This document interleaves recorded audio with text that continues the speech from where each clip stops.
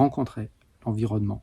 Voilà. Au lieu d'espérer un miracle, au lieu d'espérer l'éveil, au lieu d'espérer qu'il ne se passe plus jamais rien dans la vie, rencontrer nos fonctionnements. Rencontrer nos fonctionnements, c'est rencontrer eh bien, nos automatismes, c'est rencontrer nos résistances. Rencontrer nos résistances, c'est rencontrer l'émotionnel. L'émotionnel, c'est pas vraiment un étiquetage mental. L'émotionnel, c'est une sensation corporelle. C'est quelque chose, c'est une contraction énergétique. Et naturellement, tout ce que l'on ne prend pas en compte, on le renforce. Donc il ne s'agit pas de ne plus aider, de ne plus rendre service, mais parfois, on va y revenir, rendre service, c'est une insulte même à la vie, parce que parfois, ce qu'on pourrait appeler la souffrance ordinaire, c'est-à-dire la peur, la colère, la tristesse, l'angoisse, l'injustice, etc., eh bien, la vie, justement, pointe, cette souffrance ordinaire pointe exactement là où il y a une résistance, là où on ne prend pas en compte ce qui devrait être pris en compte.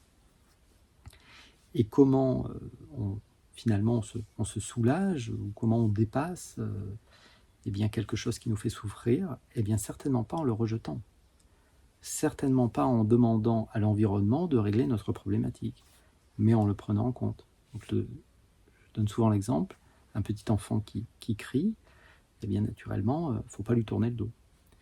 C'est en le prenant en compte, c'est peut-être en le prenant dans vos bras, en étant avec lui, en lui donnant de la présence non jugeante, que parfois l'enfant va s'apaiser. Donc bien sûr, il s'agit à un moment d'avoir un discernement, mais ce discernement n'est pas personnel. Ce discernement n'est même pas humain. Regardez dans la nature, c'est-à-dire vous avez les animaux qui se protègent entre eux. Voilà, je sais pas, la maman lion protège son bébé. Ça passe peut-être pas par toute une structure cognitive, c'est une évidence. À un moment donné, la vie, quand on est présent, nous montre ce qu'il y a à faire ou ne pas à faire. Donc si un enfant de 5 ans a soif, naturellement, vous lui donnez à boire. Parce que répondre à l'environnement à ce moment-là est juste. Par contre, si Erika a, je sais pas, 50 ans et qu'elle a un mot, par exemple, au foie, parce qu'elle est dépendante de certaines boissons gazeuses, eh bien, vous pouvez peut-être la soulager. Et peut-être que c'est votre rôle. Si vous êtes thérapeute, si vous êtes empreint de spiritualité, vous pouvez peut-être demander à un sage qui prie pour vous. Et ça peut marcher temporairement.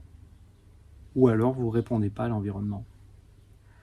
Parce que l'environnement, ou ce que vit en réalité Erika, par rapport à ce mot qu'elle ressent, montre exactement ce qu'elle doit dépasser. Et ce qu'elle doit dépasser, c'est justement ces boissons gazeuses. Alors bien sûr, quand elle a envie de boire des boissons gazeuses, si elle plonge réellement dans le ressenti, dans ce qu'elle vit, elle va se rendre compte qu'elle ressent un manque, et à chaque fois qu'elle ressent ce manque, elle ouvre une canette de soda.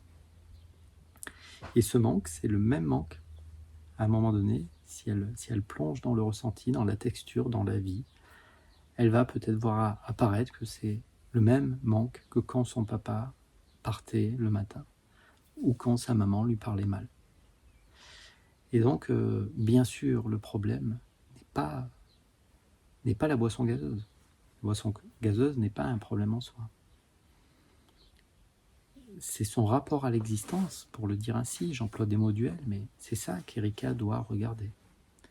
Et donc, souvent, aider l'autre, c'est une insulte à la vie, parce que parfois, la vie, encore une fois, met exactement en avant, comme si la vie nous enseignait ce qui devait être pris en compte ou pas pris en compte. Donc il y a des résistances à tout niveau, il y a des résistances mentales, il y a des résistances corporelles, physiques, émotionnelles. Et donc à un moment donné, on décide de se rencontrer soi-même. Parce que finalement, répondre toujours aux attentes des autres, c'est pas possible. Bien sûr, je ne parle pas d'égoïsme, je ne dis pas qu'il ne faut pas aider. Je dis que parfois, aider, c'est une belle question. Voilà, c'est pas à moi d'y répondre, vous avez besoin de personne pour répondre à ça. Demander de l'aide, c'est pareil, parfois c'est évident, ça s'impose, parfois il faut naturellement consulter, même la question ne se pose pas. Et puis parfois, naturellement, on se rend compte que la vie est telle qu'elle est. Et justement, puisqu'on parle de l'éveil, ou pourquoi pas de la réalisation du soi, c'est justement comprendre que la vie n'est pas personnelle, c'est-à-dire quand quelque chose de désagréable arrive, ça n'arrive pas à moi en particulier, ça arrive. Et que naturellement, plus on va pouvoir regarder la vie d'une manière globale, et plus naturellement, la souffrance va s'effondrer sur elle-même. Voilà. Et comment on fait pour ne pas regarder la vie à travers un trou de souris?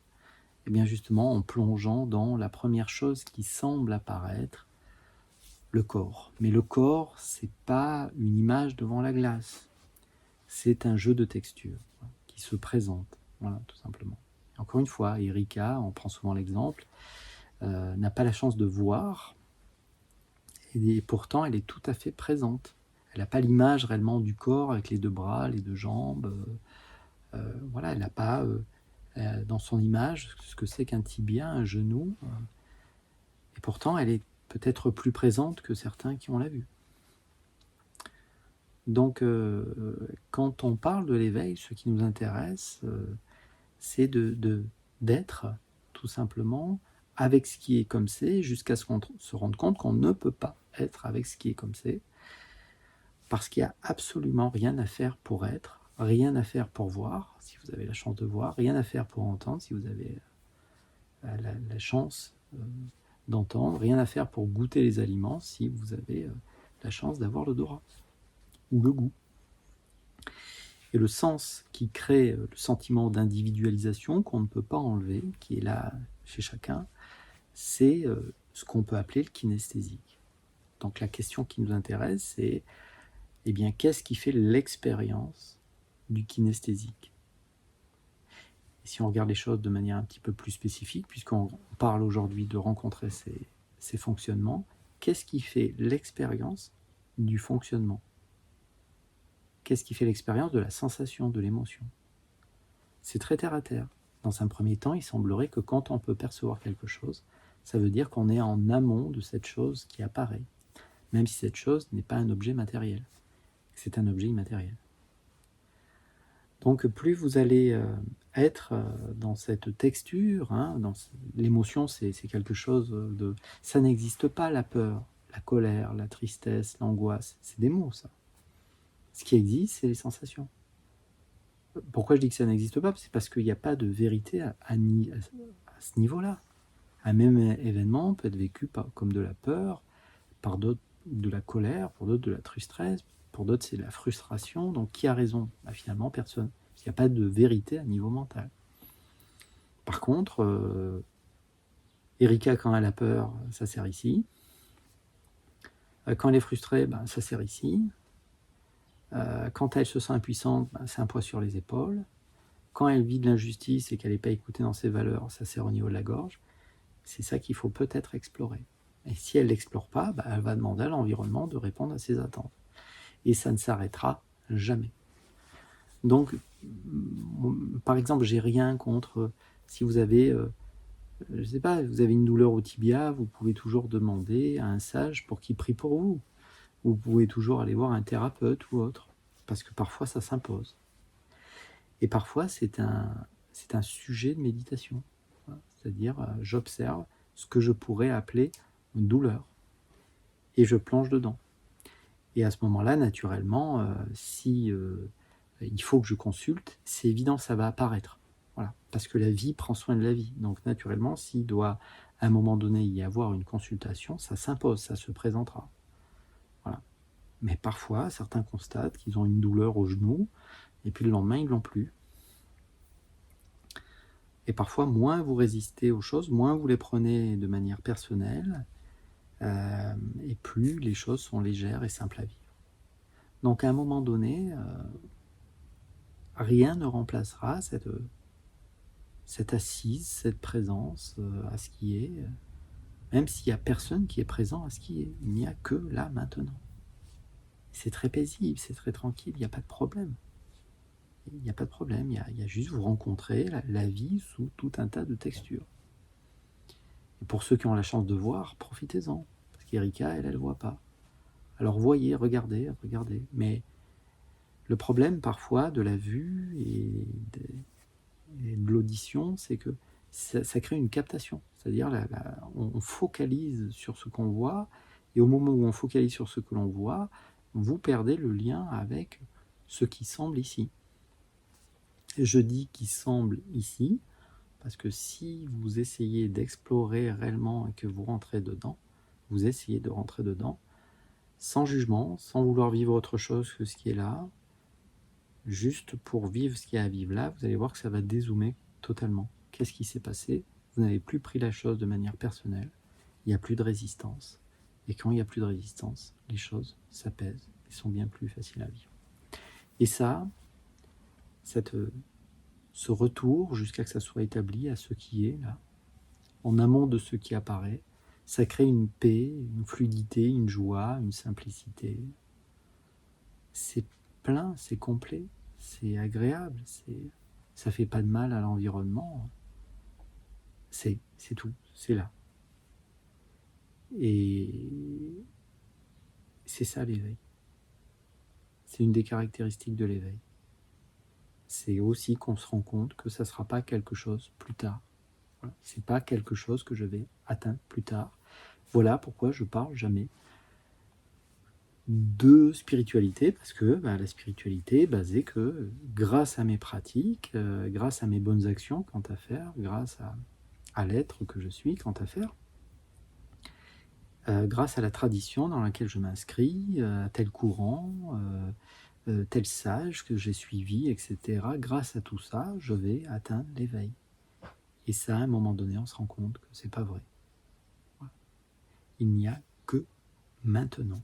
Et on pourrait dire que cette stabilité, à un moment donné, on se rend compte qu'il n'y a jamais eu personne qui a été sur un chemin. Voilà. C'est-à-dire que la méditation, le principe de méditation est voué à l'échec, dans le sens où il n'y a personne qui pose son attention sur une jambe, ou sur un pied, ou sur une pensée. À un moment donné, on se rend compte qu'il n'y a absolument rien à faire pour sentir la jambe. Il n'y a absolument rien à faire pour penser, malheureusement pour certains. Il n'y a absolument rien à faire pour voir, il n'y a rien à faire pour entendre. Voilà. Et à un moment donné, l'éveil, on se rend compte que la vie n'est pas personnelle, qu'elle s'impose déjà, de fait, comme c'est. Vous voyez bien qu'il n'y a personne qui fait cette vidéo. Ça s'impose, vous voyez bien que ce n'était pas écrit. Voilà. Et donc, rencontrer ces fonctionnements, c'est être très intime avec ce qui se passe, mais ce n'est pas le moment présent. Mais le moment présent, c'est pour les petits vénards qui ont la chance de voir. Erika, elle ne voit pas, elle. Et d'autres n'entendent pas. Non, c'est pas ça dont on parle. On parle, qu'est-ce qui fait l'expérience? Par exemple, de la sensation. Puisque rencontrer ces fonctionnements, c'est rencontrer des sensations. Donc, à un moment donné, vous êtes assis, on pourrait dire, dans un flot d'énergie, de vibration. J'aime pas trop parler comme ça, parce qu'on retombe sur d'autres systèmes, c'est pas ça dont on parle. Mais vous, dans le vécu, vous voyez apparaître des sensations, des énergies, et alors la question qui va peut-être animer certains, et qui mène, si c'est authentique, à l'éveil, voire à la réalisation, tout simplement, du soi. Mais ça aussi, c'est que des mots, hein. C'est toujours pareil. Cette question, c'est qu'est-ce qui fait l'expérience de la sensation? Là, par exemple, vous sentez une sensation, une très très légère contraction dans l'abdomen, par exemple. Je sais pas, 2-3% de contraction au niveau de l'abdomen ici. Peut-être je suis en train de digérer, j'en sais rien. On s'en moque de moi, hein. C'est juste, je vous montre, je vous propose quelque chose. Et donc la question c'est, ok, cette très très très légère tension au niveau de l'abdomen, qu'est-ce qui fait l'expérience de cette tension? Et où est ce qui fait l'expérience de cette légère tension? À un moment donné, vous vous rendez compte, c'est pas localisé dans l'espace. Et donc ça, c'est ce qu'on recherche tous. Parce qu'en fait, qu'est-ce qui crée ça crée de la disponibilité, de la légèreté. Et la vie est joyeuse quand elle est légère. Et donc, vous comprenez que la vie, elle est comme elle est. Quand vous étiez enfant, vous ne demandiez pas au voisin qu'il soit différent de ce qu'il était. Non, votre voisin, c'était peut-être un vieux monsieur qui était grincheux. Et vous ne lui demandiez pas d'être autrement. Après l'éveil, vous ne demandez pas aux autres d'être différents. Et vous pouvez toujours demander de l'aide, mais il y a aussi ce qu'on pourrait appeler, je vais employer une expression un peu particulière, il faut la mettre entre parenthèses, l'autonomie affective. Dans le sens où vous ne demandez pas à l'environnement de vous remplir de bien-être, de paix, de tranquillité. Parce que la complétude vient d'être présent ici. Donc c'est déjà là. Et donc à cette présence, à ce qui est, qu'on a toujours été en réalité, n'est pas en relation avec les autres, mais est pourtant uni à tout ce qui se présente. Ça semble un peu contradictoire à niveau cognitif, et pourtant ça ne l'est pas. C'est vrai, on ne peut plus vraiment dire qu'il y a de relations. Vous pouvez toujours jouer avec l'interface. Vous pouvez toujours vous associer à un prénom, à une histoire, et vous faire croire que l'être est en face de vous, et vous pouvez toujours parler avec lui. Mais ce n'est pas votre vécu. Votre vécu, c'est qu'en fait, vous n'êtes pas séparé de la vie. Vous êtes unis à la vie. Ça, c'est le vécu premier de nous tous. Et ce qui nous amène alors à ne pas vivre cela, à ne pas rencontrer nos fonctionnements, à ne pas rencontrer nos émotions, c'est la focalisation mentale. On va focaliser à niveau mental sur quelque chose. Et on pourrait dire que ça nous détourne de nous-mêmes. Mais, encore une fois, l'éveil, c'est pas quelque chose de nouveau. C'est déjà là, c'est là quoi, c'est tout, c'est ça. C'est ce qu'il y a à vivre là, maintenant. Ici ou ailleurs, si vous êtes ailleurs. C'est cette pensée qu'il faut suivre, s'il faut la suivre. C'est cette écoute, à un moment donné, de ce qui se passe ici, si ça doit se présenter. C'est aussi cette identification à la pensée qui fait que vous vous habillez le matin, que vous faites une action, que vous ne la faites pas. Voilà. Et là, à un moment donné, vous pouvez parler de l'inaction dans l'action. C'est-à-dire qu'après l'éveil, rien ne change. Vous pouvez même avoir une vie tout à fait fonctionnelle dans le monde.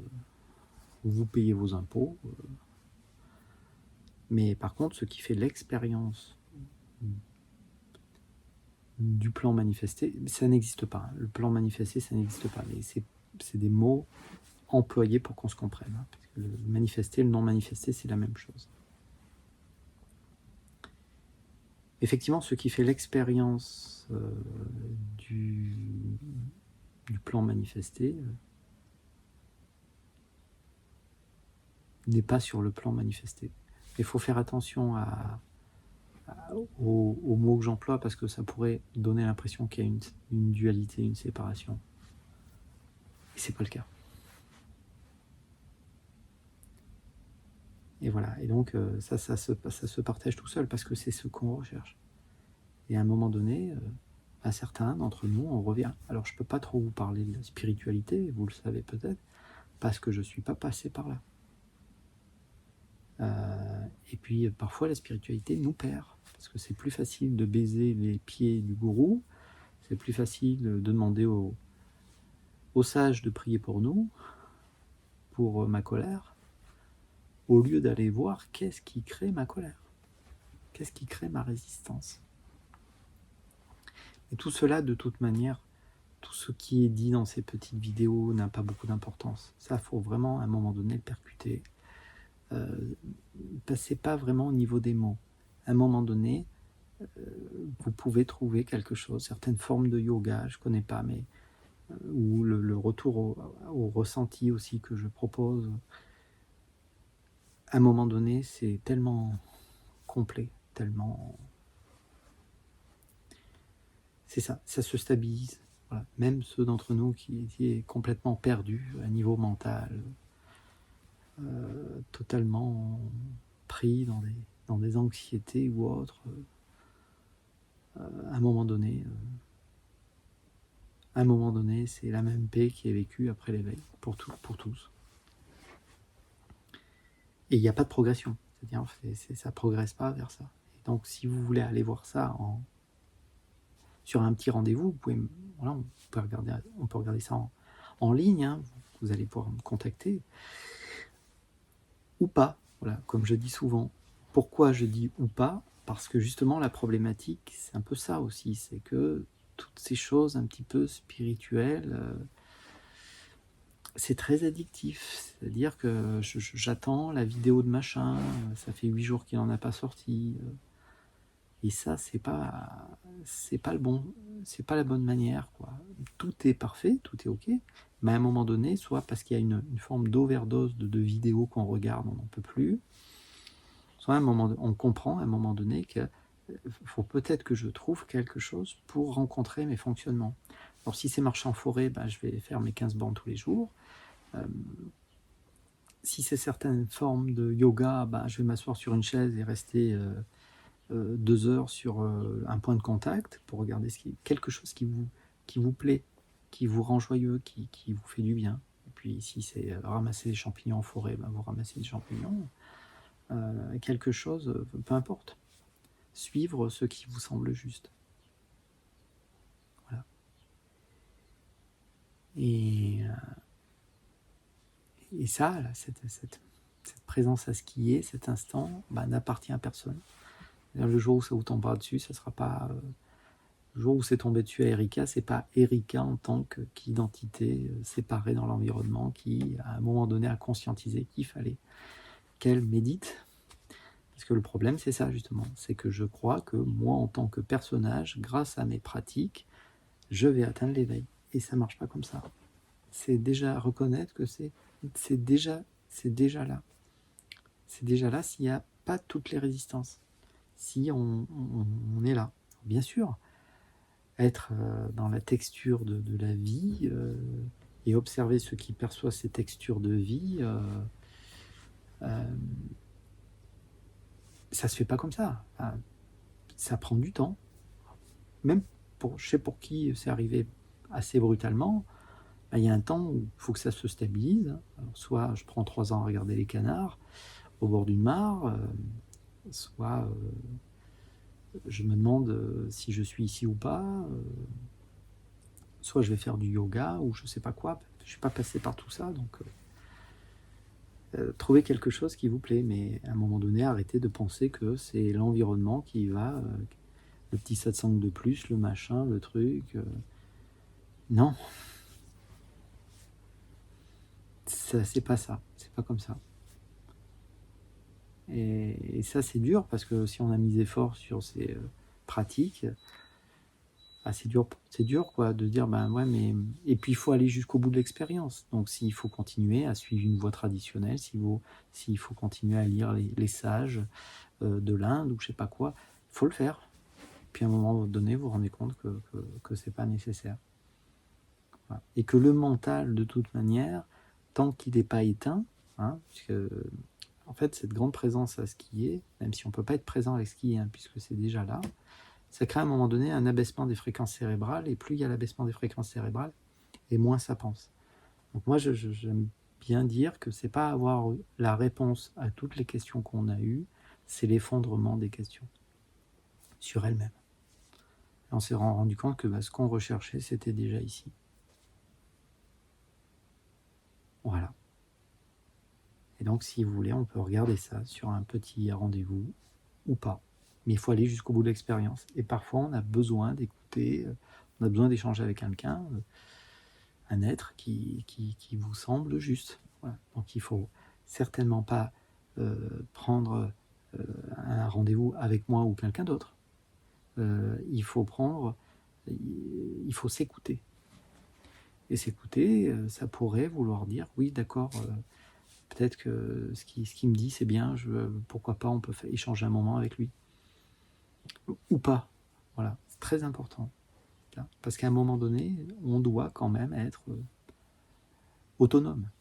J'ai pas besoin d'une tierce personne pour ramener l'attention ici. Mais c'est pas une personne, si vous regardez bien, qui ramène l'attention ici. C'est